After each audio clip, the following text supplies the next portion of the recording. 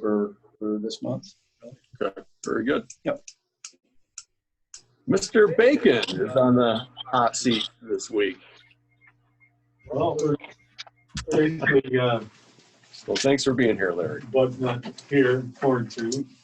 So I was just doing the inspections. We had red tagged one property over 62 Adsit Street that we've been dealing with since.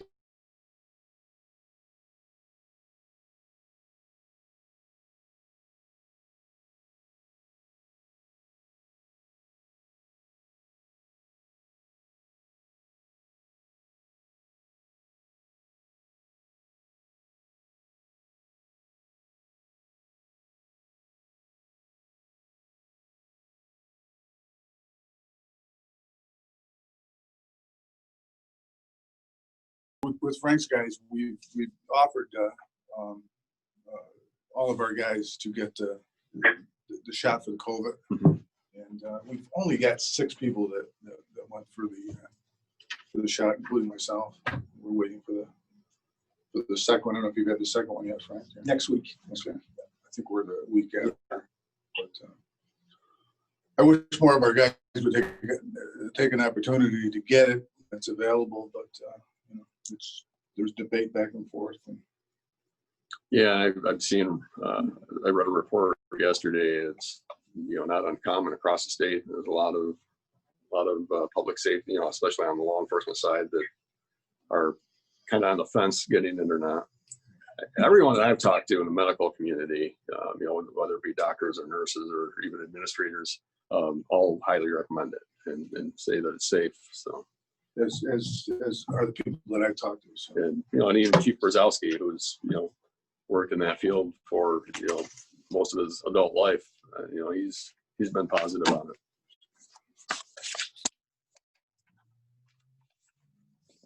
it. We did up our statistics for 2020 drug arrest. My phone again. And I also did a copy of the 2019 drug arrest, so you can kind of take a comparison of what the updates are and what things might look like. And as you can see, if you look at the type of drugs, 2020 and 2019.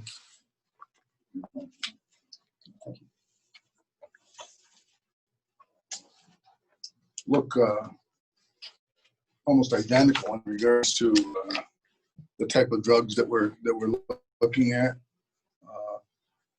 Marijuana is of course going down because our enforcement of it is going down. Methamphetamine seems to be the drug of choice that we've been dealing with throughout 2020, and that was the same in 2019. The number of drug arrests that we had is significantly down. It's down probably 60 something arrests from the previous year. Now, do you directly attribute that to COVID and just people not being out as much and doing things? There's a couple of reasons for it. Some of it is we had to really stop drug investigations for a period of time when COVID got really bad, when everything was shut down. So we really got light on investigations for about a 2-month period of time. And we went back into it.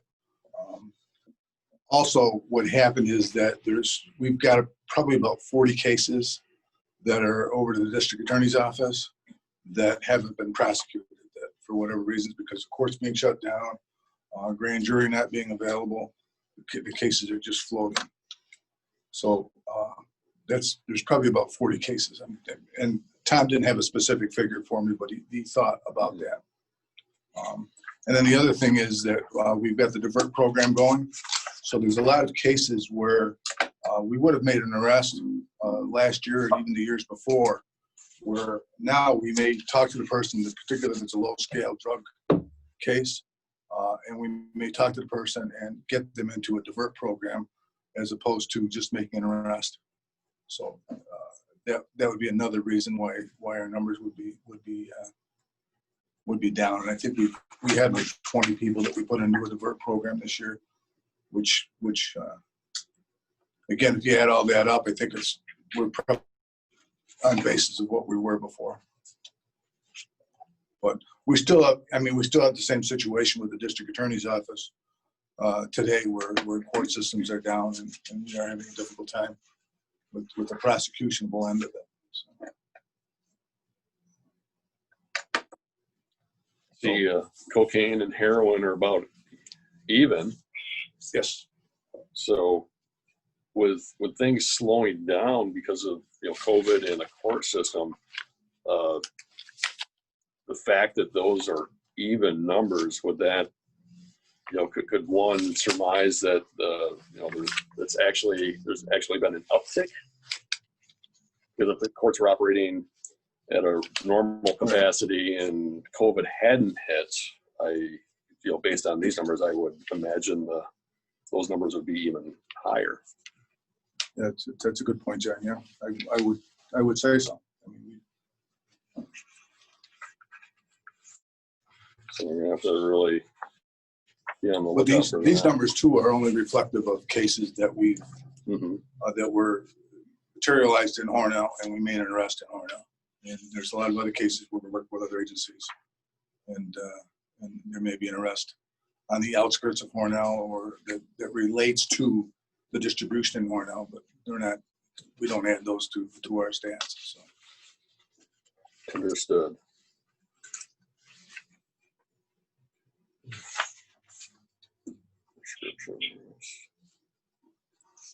Okay. That's good information. But like I say, marijuana enforcement is as far as arrest, it's down, and I think that's reflective of society's kind of accepted to a degree. Some people use marijuana. So. Mhm.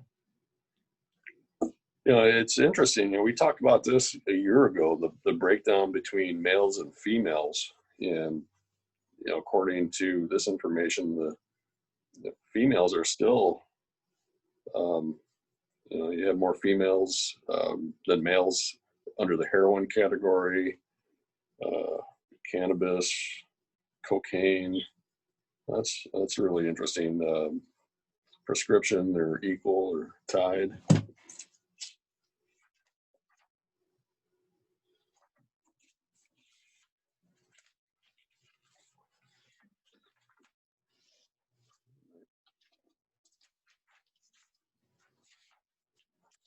Thank you, Chief.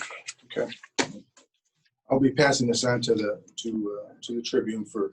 Okay, I was gonna say we could have it mid-scan it and email it over to Chris. If you could, that'd be great. I'll grab a copy before you. But those are for the year. The other thing, we're working with our reform package. We have to have our reform done by April 1st. I'm hoping to have that done probably by mid-February and have it submitted to the state by then. I gave you a copy of it. Yep, I have the copy. We have it on right at the top of our website. It's on the police Facebook page, the city's Facebook page. Just want to commend you and Captain for putting that together and working. Obviously, we've worked with the county officials and the city of Corning. They were instrumental in helping us along. I know a lot of work goes into it, not just something that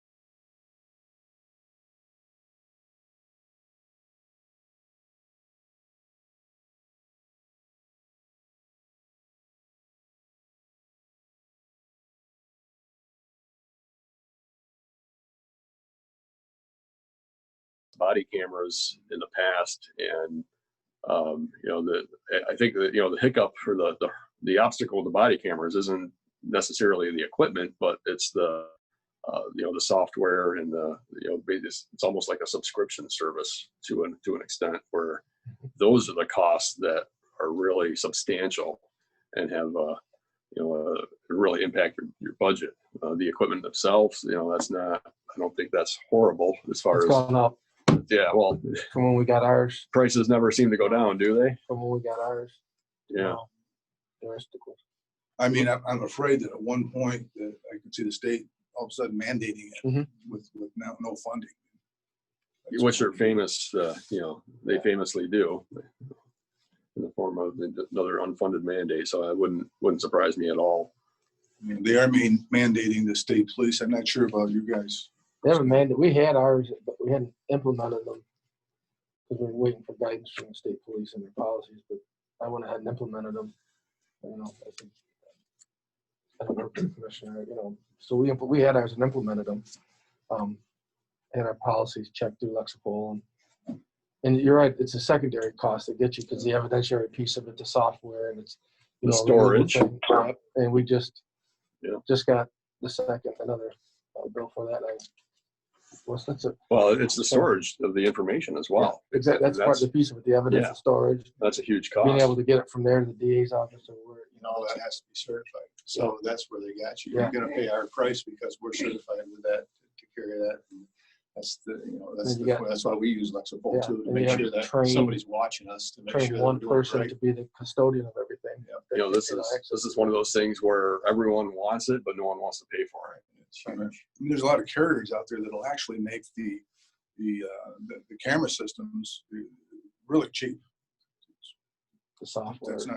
That's not really, but they want to hook you on the backside of it for the software and get on their cloud and that's where it really comes off. Yeah, it hasn't been mandated yet, but we'd already had them.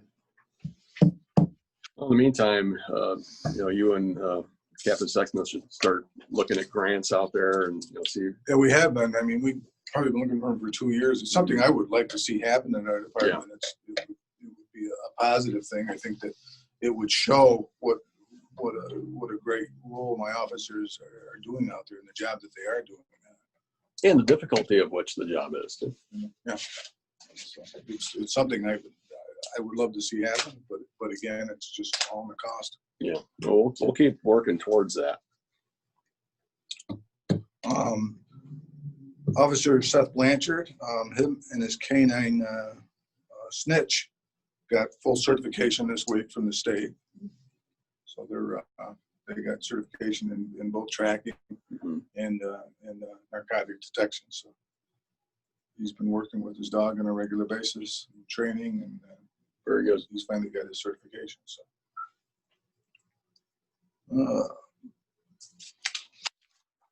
There was a couple of incidents that I just want to cite for the board. One, Captain Sexsmith wrote this up. If you'll indulge me, I'll read it. He actually responded to this incident, so he's more aware of it than I am. His suggestions on it. Chief Murray, at about 3:45 p.m. on December 27th, 2020, Officer Ian Hamilton and Seth Blanchard were dispatched to a report of a suicide subject with a gun to his head in the backyard of 25 Taylor Street. Officer Hamilton was first on scene and encountered two subjects sitting in a vehicle parked in the driveway. Officer Hamilton recognized the man sitting in the driver's seat as reported suicidal subject. Officer Hamilton ordered both occupants to show their hands. Both complied. Officer Hamilton ordered the passenger out of the vehicle and away from the scene. The subject in the driver's seat then reached down, picked up a pistol, and put it to his head. The subject then exited the car and stood in the back of it. The subject's ex-girlfriend then ran over to him and frantically begged him to put the gun down. The ex-girlfriend failed to listen to orders to remove herself from the scene and remain between Officer Hamilton and the subject.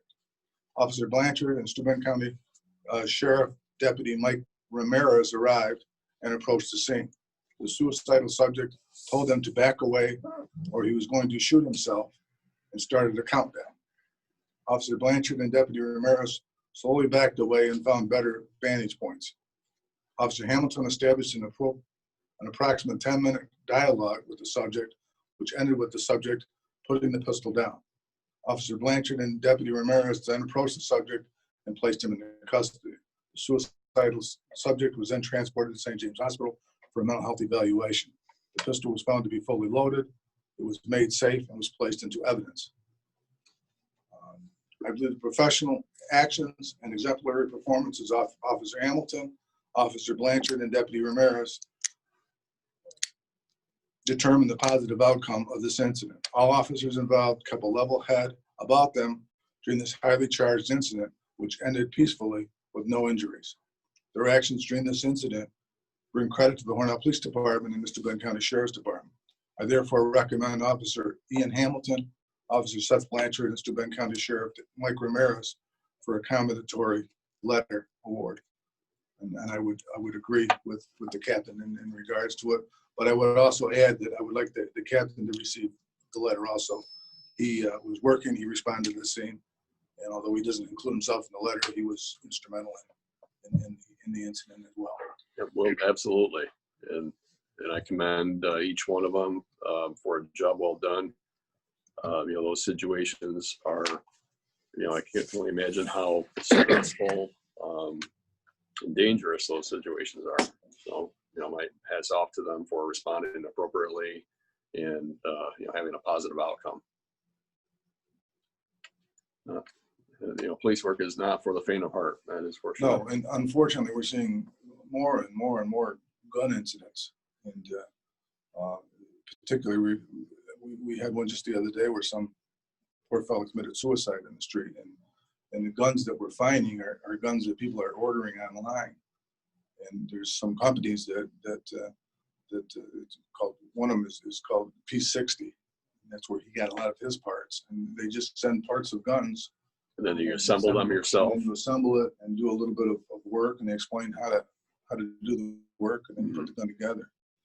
And we've taken 9 illegal guns off the street in the last month. So, that's how many we're seeing. And all handguns. There were a couple of AK-47 type weapons that we took off. So we're seeing more and more of these, and it seems to be like the younger people, and they're just getting these guns. They're illegal. There's no serial number on them to trace them. But Any of the guns stolen that you're coming across? we had 3 of them that were stolen out of Pennsylvania. Mm-hmm. That we recovered. Those were the actual guns. We have one where we've got a serial number on it. We haven't been able to determine as of yet where it came from. It's not registered in New York State, and we're going through ATF trying to find out the origin of that particular gun. And then we've got that was the gun that was used in this particular incident. Mm-hmm. And then we've got 4 or 5 guns that were have absolutely no serial number on it, and they appear to be these assembled type guns. Mm-hmm.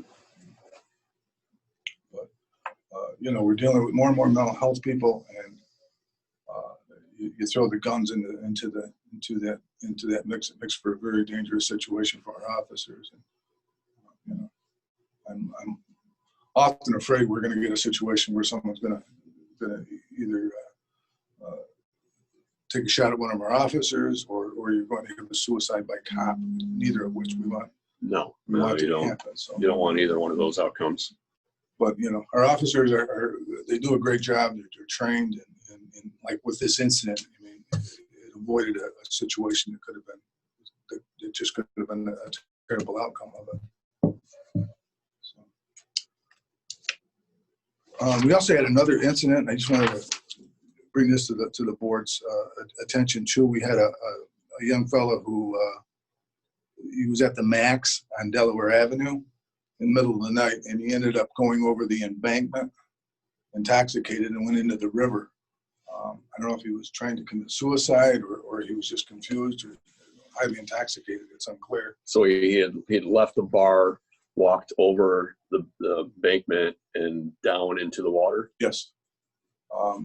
There was a couple of girls that were leaving the Max at the same time, and they actually saw him acting strange, and they kind of circled back and saw where he was, and then they called us, and we responded to it, And it was like, I think it was like 24 degrees outside at that particular I night. remember the night I saw the lights, yeah.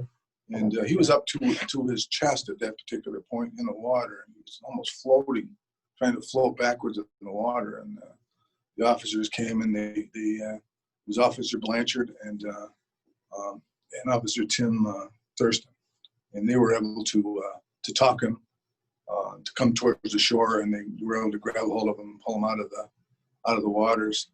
And the fire department responded and assisted them in that regard. He was, I think his temperature must have been way down there. He was pretty thermal. But another great job by these two officers on that night.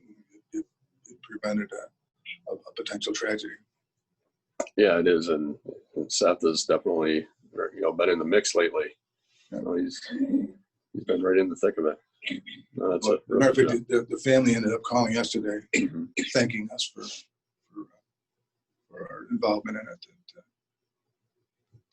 They believe it saved his life, which I'm sure. He was transported to the St. James after that? Yes.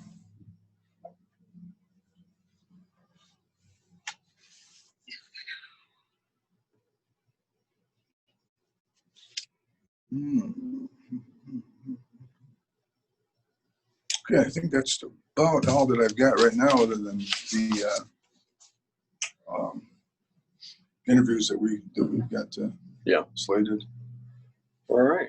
Well, thank you for the updates. I do just want to touch base on COVID. I know people are sick and tired of hearing it, but the numbers are still rising out there. Even though the vaccines are starting to be administered, we're not out of the woods yet. So I still urge people to be diligent and be careful, and avoid large gatherings and wash your hands. And I know it's been said a million times over by a million different people, but we need to be careful and get through this. And there is light at the end of the tunnel, but we're not quite there yet.